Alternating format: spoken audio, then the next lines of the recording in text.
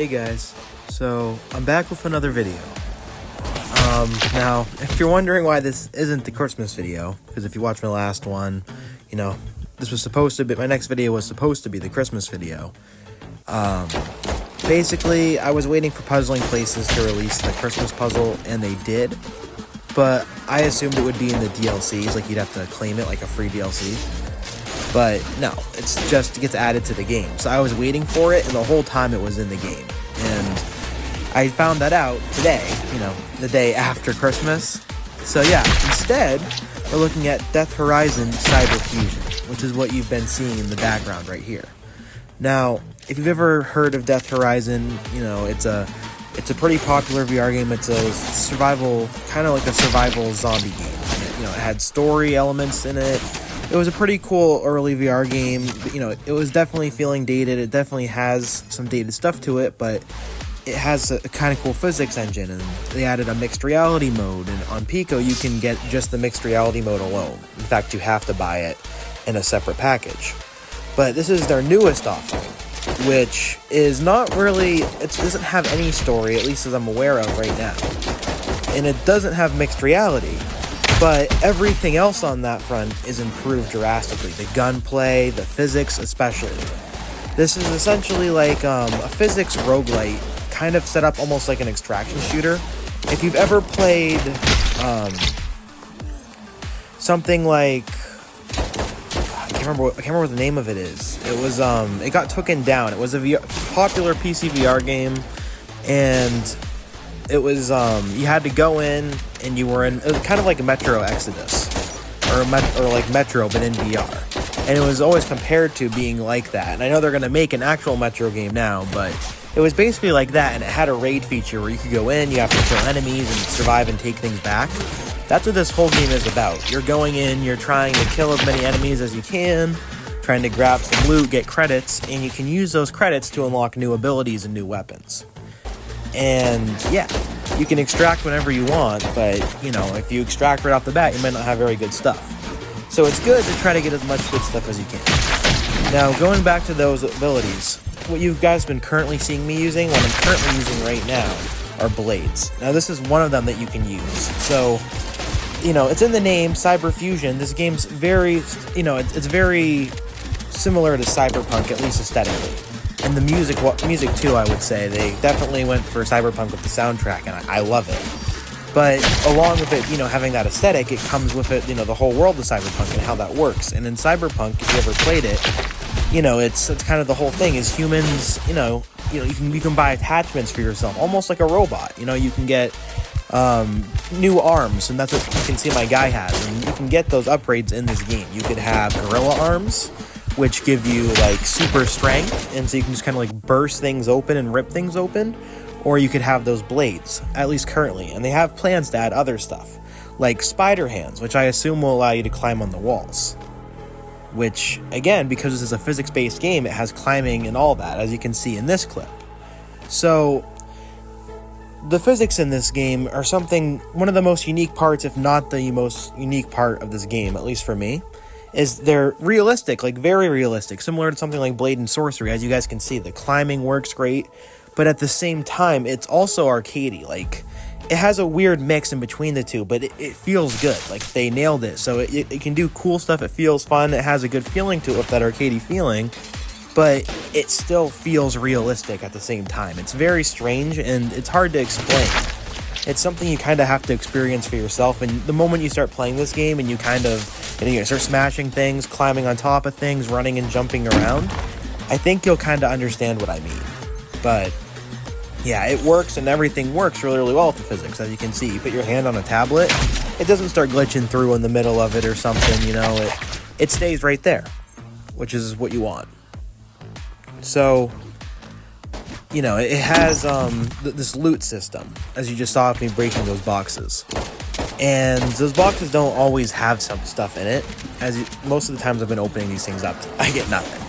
But every now and then you'll get some credits, so it's good to crack those things open. It has a pull system, as you're also seeing, where I'm pulling my sword back and stuff. Very similar to Half-Life Alyx, of both the crates and also the whole pull system. And that's this whole game. It's not anything like brand new, other than maybe the physics system. Like I said, like that's the only thing with this game that I haven't like ever seen in any other VR game. It's yes, other people have made physics engines like this, and applied physics where they work like this, where it's like it's realistic but also arcadey. I just never had anything feel like this before. It feels very unique, and it's something that's very special about this game to me. Something to make you come back to it. But yeah,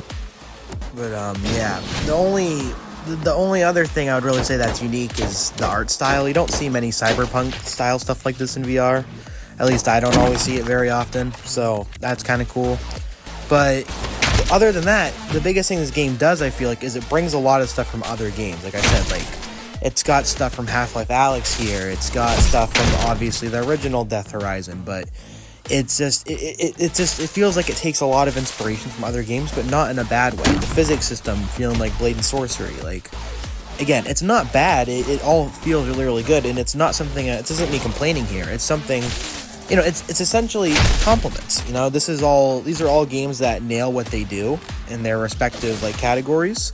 And so them kind of picking that up and just taking it, they already nailed it once. It's kind of like, if it ain't broke, don't fix it, If it already works and it's already amazing, why not just, take that and slap that in here? And now, you got Blade and Sorcery physics, but then you got like Half-Life Alyx, pulling things to you and, breaking crates open. And of course you can do stuff like that in Blade and Sorcery, but they have their whole own way of doing it. You use kind of like the Force almost.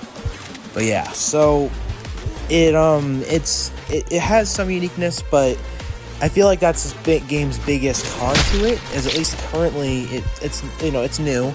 It's just kind of the same thing. You go back in the raid, the only difference is you're switching out your weapons and stuff. And it looks like they have a lot of other new plans coming, like they seem to be adding multiplayer, so you can go in with other people, which I think is going to add a lot more to this game once there's multiplayer. Because they have a whole hub, like they have a whole bar you can hang out with people in, and it's currently not open, but it has a jukebox. You can see it has like a punching thing, which again, both of those don't currently work, but when they open it, I would assume you're going to have all these little games you can play in there. You can talk to people in the bar and then go and raid with them. And then when you start throwing in things like that, that could start giving me some Deep Rock Galactic vibes. Where you're hanging out in the bar, talking, having a good time, but it's even better because it's in VR. And then you can go in and slice some zombies up and run around collecting stuff. But the good thing about it starting off like this is it means, the core gameplay's there. If multiplayer does come and let's say it dies, or it's just not good, or, it's just not your thing, this will always be. You get what I'm saying? This doesn't need to have a player base to be able to play, so you can still play it in single player. I just think multiplayer will drastically improve the experience. So, looping back around and just getting my general thoughts, I am a huge fan of this game, I won't lie. It's not like I've been reviewing a lot of good games on the channel recently, like Max Mustard, or my most recent game, Underdogs. That one is one of my new favorite VR games of all time, I'd say, which is, a lot of praise, but it's true.